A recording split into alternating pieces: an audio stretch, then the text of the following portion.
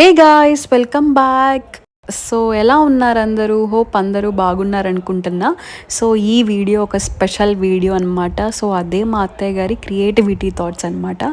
So ఏంటి ఆ thoughts అనేది ఇప్పుడు మీకు చూపిస్తాను. సో అందరికీ పిస్తా షెల్స్ తెలుసు కదా. సో ఆ పిస్తా షెల్స్తో ఒక ట్రీ క్రాఫ్ట్ అయితే చేయబోతున్నారనమాట.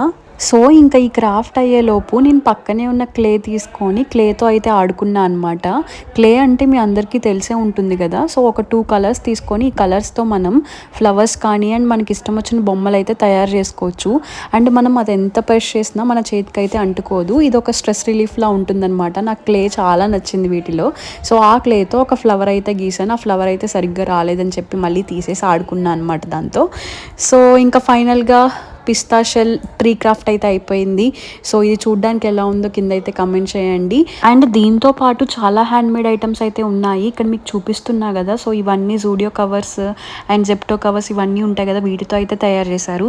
ఇంతకీ ఇవన్నీ ఎలా ఉన్నాయో కూడా కమెంట్ చేయండి.